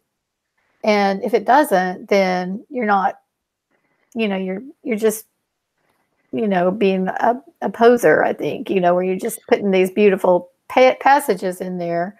And you know, I fall in love with my words. I fall in love with those wonderful passages. I'm not lying about that. Um, but yeah, at the end of the day, you do have to cut what's not working. And you asked about number of drafts. Honestly, I don't know how many drafts I wrote with Angel Thieves, but it was more than 30. I'll say that. Almost all of my books require between 25 and however many drafts. I really, I don't know how many drafts Angel Thieves was. I would venture to guess around 40 or 50. And not every draft is a massive overhaul. You know, some of them are actually, you know, maybe just tinkering here and there, but definitely it was a lot of drafts. So yeah, and like I said, if I could do it again, I'd probably I'd probably go through it again and draft another. So I mean, I did like 5 drafts just this past, like between Christmas and New Year's, or no, backtrack, like between Thanksgiving and New Year's, because the book went to the printer on the day after New Year's. So, and I probably went through it at least 5 times between Thanksgiving and then. So yeah, it's kind of a constant thing. Yeah. Something that Laura Martin taught me to do, because I too suffer from the, to a lesser extent, because my sentences aren't as beautiful as yours. But when I come across a sentence that I just love so much that really needs to go, or an entire passage where I've discussed politics in my middle grade novel, which Yeah. I'm terrible about doing, but I made the perfect political point. I guess Yeah. I'll go put that someplace else. But what she taught me to do was to copy it and paste it into another document and save that, and that way, so it's always there. If you Yeah. ever need it, go back Yeah. and visit it. But I never do. Yeah. How do you get through those hard decisions where you've got perfect prose that you Yeah. know has to go because it's not serving the goddess of story? Right. Well, I just, you know, I do my best to just, you know, acknowledge that, yes, this is lovely. You know, I tell myself, Kathi, you've written this lovely sentence. Good for you. You're a really good craftswoman. And like, you know, like your friend said, put it, you know, paste it onto something else. And you know, you may write a really wonderful poem out of it, or use it in the next story. I mean, Jane Yolen, you know, she says, don't ever throw anything away. And she's right about that. Because I have gone back and retrieved things that, you know, to use for a different purpose. So yeah, I mean, and there's, you know, you're not breaking any laws by writing something beautiful and then taking it out. That's for sure. So yeah. But I love what you said about the politics. I know we agreed not to get into politics too much, but Well, that's a good segue. Let's talk a little bit about them, I guess. I think at a certain level, every book is political, you know, at a certain level. You know, we could argue about that, I guess. But I know with Angel Thieves, I was so shaken when, 2016 rolled around, I had a really low spell where I thought, it made me kind of I think a lot of people did this, is sort of reevaluate the purpose of our work, and ask the questions of, how does this add to the conversation of who we are as citizens, as as just human beings, really. And so, I had this moment where I really questioned, is anything I'm doing, does it have meaning? Is it going to make any kind of difference in the world? Especially in light of the darkness that I feel like we're in the midst of. And one of the reasons that I wrote that story, that pre-Civil War story, is because as a Texan, as a lifelong Texan, I had always been taught that when Texas fought the War of Independence, to its own War of Independence, to be free of Mexico, that was a good thing, that, we were separating ourselves from the tyrannical Mexico and Spain and all of that. And I was, treated to the heroes of the Alamo. I mean, that's like a myth here in Texas. It's like our creation story in Texas, right? The Alamo, in a way. In the beginning, God created the Alamo. Exactly. And so what I soon discovered, and it really all stemmed from learning about this woman in Houston who had been set free upon her master's death, and just from researching her, what I learned, and I think this is common knowledge now, but it certainly wasn't when I was growing up, is that Mexico had made in 1829, they had made slavery illegal in Mexico. And so, of course, as a territory of Mexico, Texas would have fallen under Mexico's laws. So Texas technically should have been a slave-free state. Slavery was illegal beginning in 1829. Well, none of the Texas settlers wanted that. They wanted their slaves. They were trying to get people to come in, from the southern U.S., and they wanted to bring slaves. All of the heroes of the Alamo, Crockett, Bowie, Lamar, all of them were slaveholders. And so in a way, that war that Texas fought against Mexico was sort of like a precursor to the larger Civil War that our country embarked upon. And there were a lot of people that were really, really watching Texas to see how that was all going to fall out. And in that case, Texas, the slaveholders won that altercation. And so kind of puts a dark bend on Remember the Alamo and all that celebrating that happens. They weren't heroes. Yeah, they weren't really heroes. They were fighting to keep their slaves. That was there were other reasons too, but that was the major reason for fighting against Mexico. And as it turned out, there was a loosely organized underground railroad in the South, but it led to Mexico. So the huge irony, instead of Canada, it led to Mexico. So the huge irony that I was dealing with while I was writing this story is that, that river has always been a border. It only for a long time, at least in, from the early 1800s, as runaway slaves would cross the river into Mexico. Mexico was what represented freedom. So, now we think of it in the reverse. Well, but not back then. I mean, that if a runaway slave could cross into Mexico, they were free.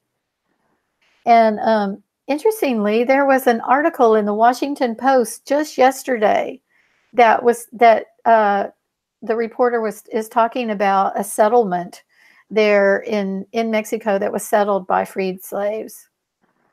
And so interesting, that we're still dealing with the fallout from all of that. And, when I started writing the story, I didn't know that we were separating babies from their families on the border. So here I was writing about a woman who has kidnapped her own children, to keep them from being separated from her. And it's still going on. And it was so, heartbreaking and frustrating to me that, that this is still happening right at our southern border, that we're still separating babies from their, I mean, we continued to separate, we back in the slavery days, we separated babies from their parents all the time. And then, then it continued with Native Americans being, taken from their families and put in government schools and whatnot. And, it continues today. And the most flagrant abuse right now is along the border. I'm sure it's happening in, foster homes. And, I don't want to get into all of it, but so, I feel like unless we reckon with our history, which is, what I was trying to show with this book is one of the things, we're never going to be able to move forward. I think we have to come to see that those guys at the Alamo, they were no heroes, and, I mean, they were fighting for something that is so immoral, so morally repugnant, that, and until we come to grips with that, until we do have some sort of reckoning, not just in Texas, but just our whole country, I think we're going to continue to fight the Civil War. I mean, just today, that congressman whose name I shall not say, from Iowa, was putting tweets out about, the next Civil War here in our country. And I just think we haven't finished the Civil War. And until we really, talk about it and try to illuminate it, even in fiction, I think we have a long way to go. So I didn't mean to be so depressing, but it's a depressing world we're living in at the moment, for all time, unfortunately. And so I think it's our responsibility to shine a light on where we've been so that we can then go on and move towards the light, to make some better choices and to, and I think that at the end of the day is our job as writers for kids, is to, provide stories that tell the truth, but also, hopefully encourage them to make good choices, to do something good, like Cade, to yearn for doing something good, something really good, because that's so much more life affirming, especially, you think of Zora, that's the life affirming choice, is to do something good. So anyway. You've only got so many years. You need to use them wisely. I've got, while we're talking about politics, and I want to make sure I ask you about religion too, so we're just going to spill it all, because one reason I try to steer clear of politics is because I'm aware of how extremely divisive it is at the moment. I've got a couple of family members that I'm only half on speaking terms with at the moment, because they support Trump, and then I come along with they did support Trump, and I come along with my African-American wife and my African-American son. It's like, I don't feel comfortable around you when you got that MAGA hat on. That's a white hood. So there, I've said it. It's out there. And that's another reason why I steer clear of this, because I do have very, very strong feelings. I went through one of the worst depressions of my life immediately after the election, because something else happened at that same time within the 24-hour period that changed my life forever. Different podcast. But when it comes to being online and being an author, being a public figure, I've again and again encountered the advice of don't get political, don't divide your audience. And I understand, I see the wisdom in that, but at the same time, I see you, not every day. You've got a great social media presence where, you've been doing a countdown to the release of Angel Thieves. You've been providing great background information that you researched, the people that enjoy the book and then follow up and learn more about the things you talk about. But then when something comes up that I don't think should be, I don't understand that the folks that are on the side of pro kids in cages, I don't understand that argument. For me, if you're still a member of the Republican Party post kids in cages, what are you doing? But that's really political. So we want to speak out against this. We want to say, no, this is wrong. This should not be happening in my country. And I'm not on board with this. It's not okay.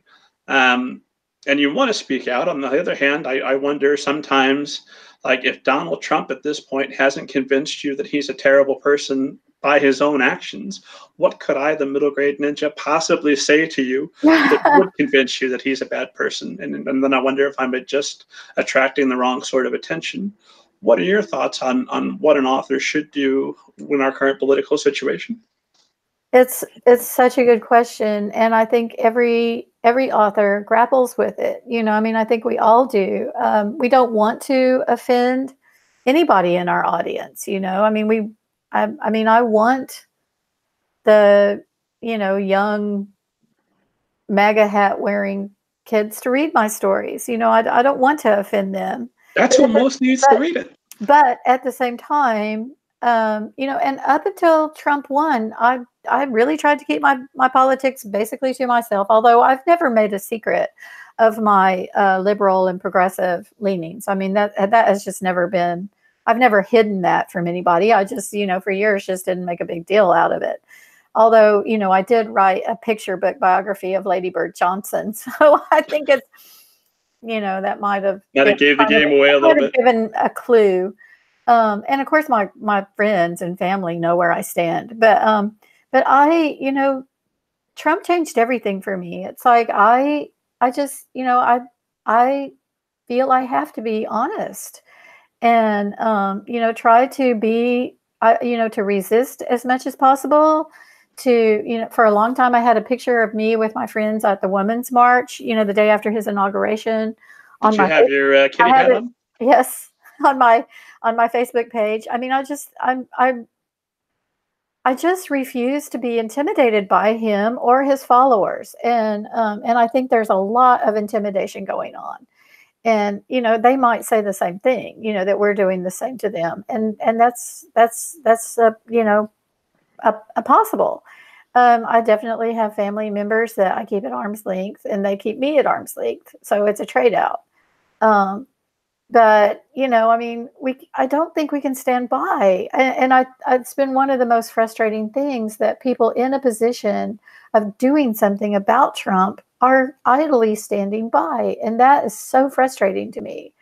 He, over the weekend, he tweeted, he sent out 52 tweets, and just managed to insult and, put down and make accusations that were crazy all over the place all weekend long. I mean, that's nuts.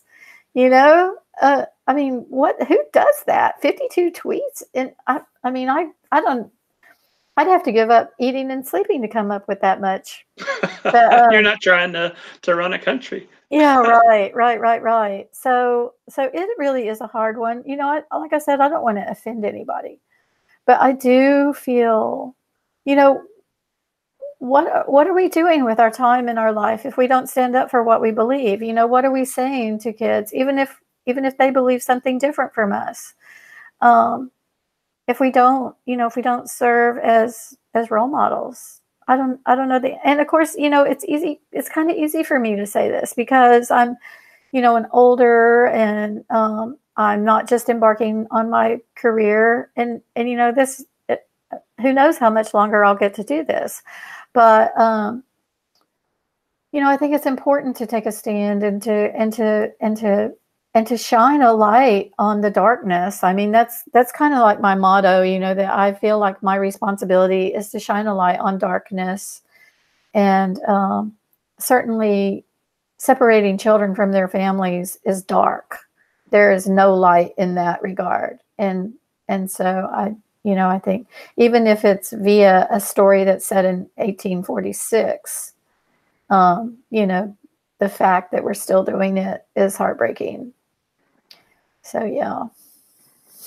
Yeah, I feel we'll move on to talk about religion and be less divisive. But I did feel part part of what was, I don't know, I'm dumb, I guess, but I remember being so hopeful. I actively campaigned for Barack Obama, and when he won, I was like, a new country, and 8 years of I was kind so of proud. pulling back a Yeah. little bit as some of the shine wore off, and you're killing kids with Yeah. drones. It's a little bit less hope and change than what I was hoping for, but still, Right. I felt like this is a safer country than it's ever been. It's okay now to be out and to feel at home a little bit more than Mhm. maybe I had before. And Right. then this came along. I was like, where do I live? Right. It And was I'm in almost. Indiana, bright red, where we've got Trump sign. We had Trump signs all around. Am I just surrounded by the worst possible people? Well, I don't think all Trump supporters are horrible people. I mean, I really don't. I mean, I know that they had their reasons for supporting him. I just I remember when Obama was elected. I just felt so proud of our country, because I really didn't believe in my lifetime that I would see a black president. I really just, I mean, I was hopeful, but I really never believed it. And so that was such a proud moment when I just felt fully American, like being able to say that this is what is possible for America, that it really is true, that no matter who you are, you can be the president of the United States. And then, Trump kind of made that whole old saying, no matter who you are, you can be the president, into something Unfortunately, that's totally true. different, that you could be completely inept, corrupt, you know, incurious, all of that, and lazy, and be president. I mean, it's kind of like it was like the polar opposites in so many ways. Um, so I'm hoping that, that the whole thing between the two is like a crisis moment for us to see, that not everything is as it looks, not everything appears to be what it is. And certainly one of the things that Trump has inspired is the, outing of white supremacy. And I mean, that was always there, but it was kind of hidden in the shadows. It was sort of pushed aside, and people were like, oh, that's just that's an anomaly. That doesn't really happen here. Well, anybody who has followed the Southern Poverty Law Center knows that those groups have been here all along. Those white supremacists, neo-Nazis, and all of that. They've been here all along. And one thing, if you can say anything positive about Trump, is that he exposed them. They came out of the shadows.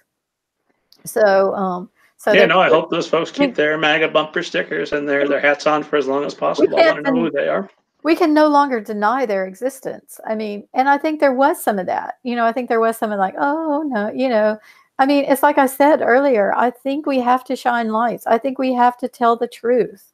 It's not okay to continue to turn, here in Texas, to continue to pretend that slavery wasn't a driving force in the war against Mexico. I mean, that's the proof is there.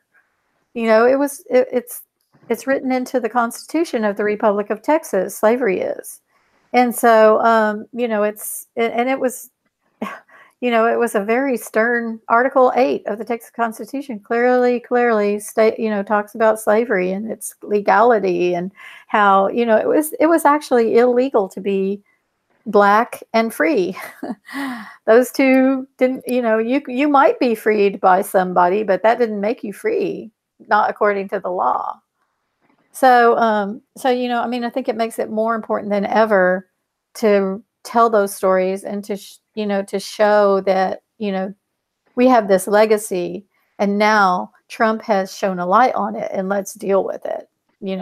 That's my big hope for the future. And I think we can. I mean, I think it's in us as Americans to do that. And and even boiling it down to little Zora, the little ocelot, the truth is, um, when I was researching her, I figured she would come from the Laguna Atascosa, which is right along the border of Texas and Mexico. And there are only about 50 ocelots down there. And if they put that wall through there, they'll seriously impact that population, because they freely move from Texas to Mexico. So it'll be a travesty for them.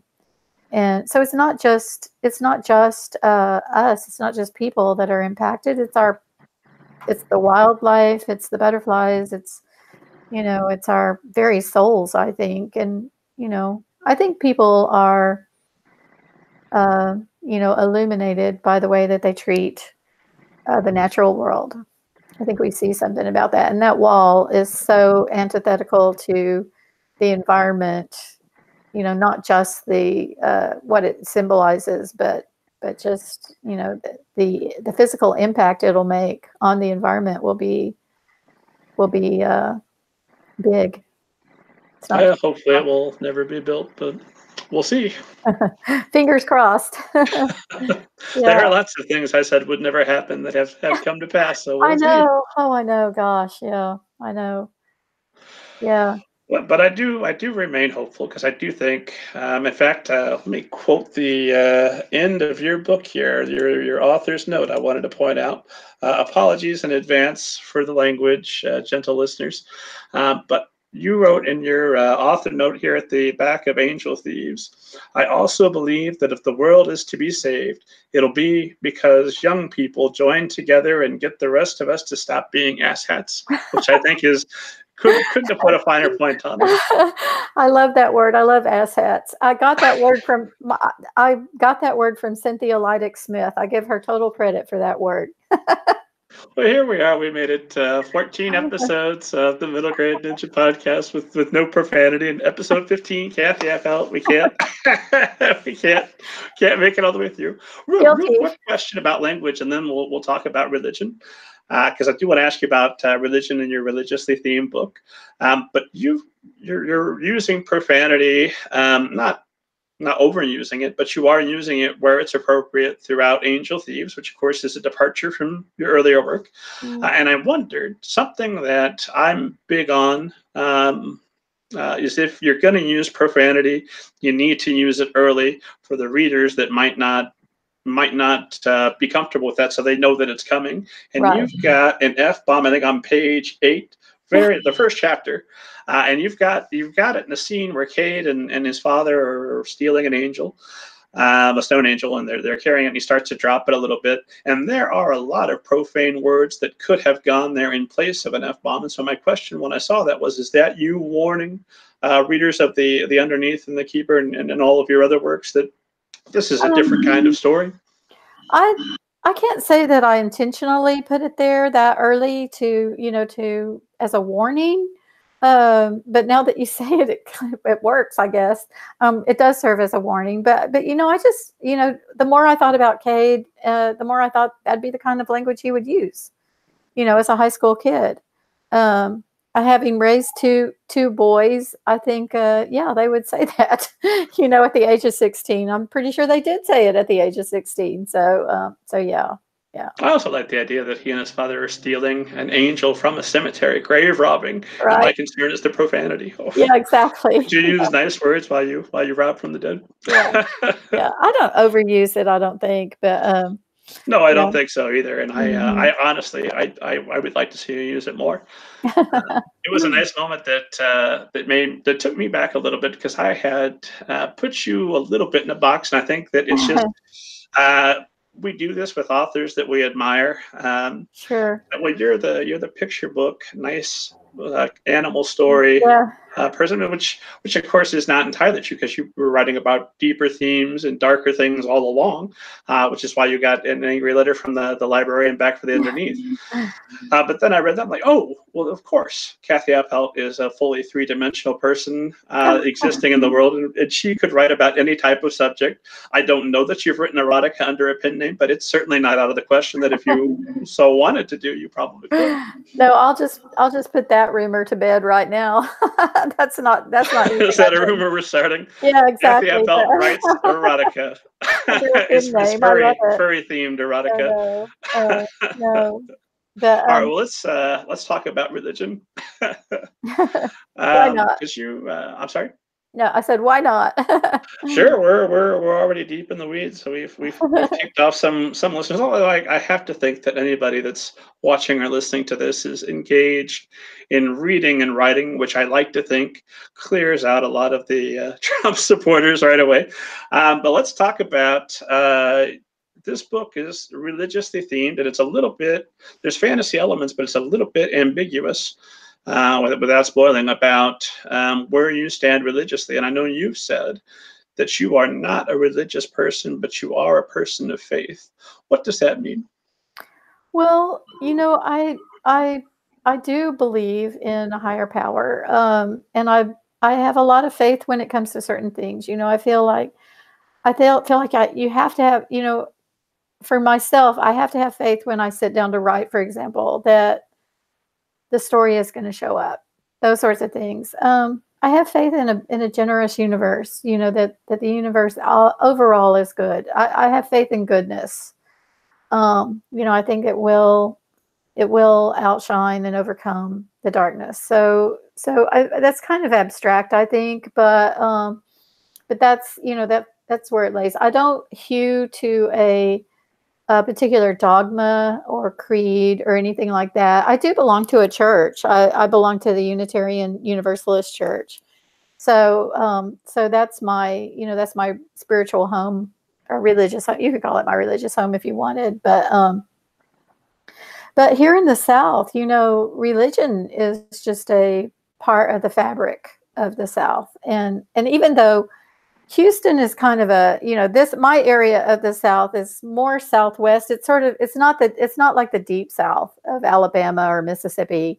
It's not like that. But we definitely, even here in my town, have mega churches, mega Baptist churches, huge Methodist churches, so big Christian, uh, you know, evangelistic churches. We've got those here. And lots of kids, are involved in youth groups and whatnot. And so, but for me, when I was thinking about how the role of religion in my story, and trust me, I also had a reader for the theological part of this story because I'm not an expert in Christian theology or any other theology for that matter. But one thing I do know is that in pre-Civil War and during the Civil War, the churches were really involved in the abolitionist movement. A lot of churches were served as underground railroad stations throughout the South, and so the churches were a vital part of that. Of that movement early on, and so I know that I mean, it's easy to condemn a church, I think, but and also one of the things that interested me, especially when it came to Soleil, my character Soleil, is that so often when we're writing about kids who are on a spiritual journey, um, they have a reckoning. They have a deep night of the soul kind of reckoning, and they either leave their church behind or they cling more tightly to it. And I didn't want to have a faith journey. I wanted to portray a girl who is involved with her church and but who isn't necessarily questioning it. Because I don't think every faith journey has to be bogged down by questions of faith.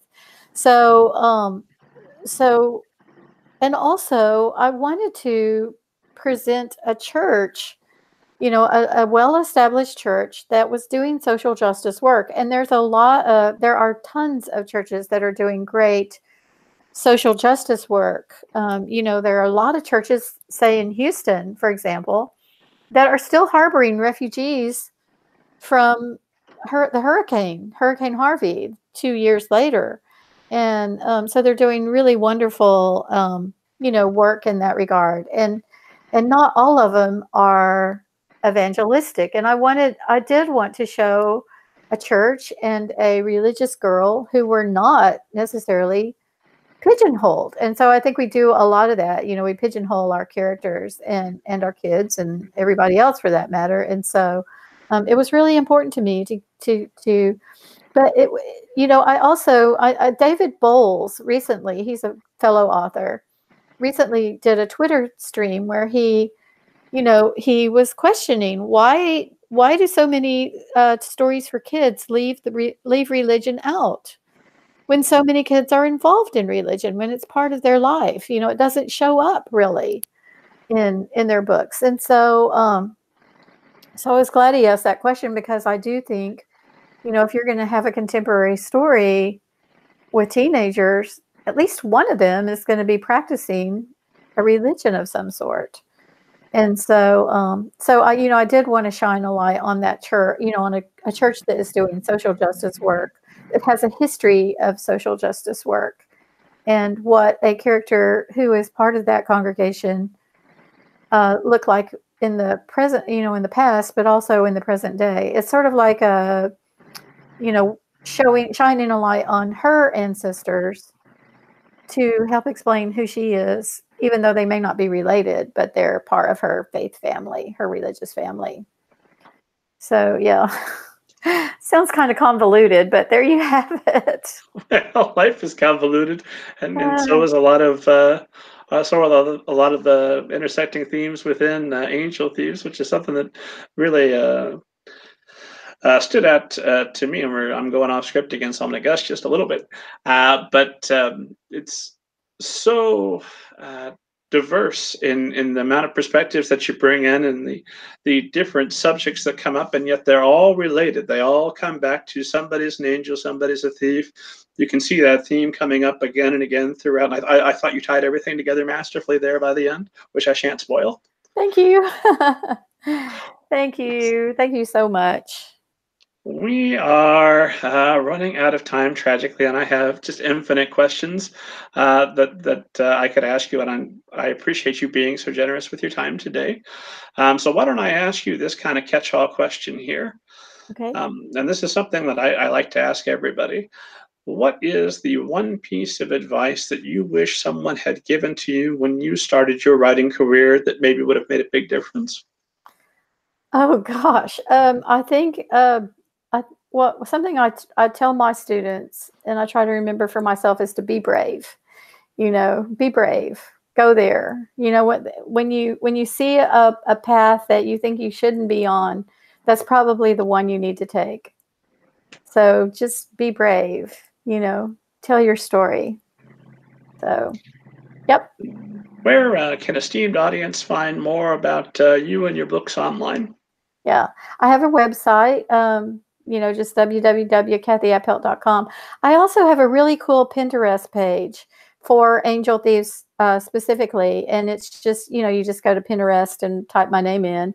It should get you there, and also Angel Thieves, and it's got all of my resources, all of the books and the websites and the photos and stuff like that I used or a lot of them that I used in my research. Not everything, obviously, but so it's got, if you're interested in some of the things I was reading and some of the things I was looking at, during the writing of the book, it's all there on my Pinterest page. So yeah.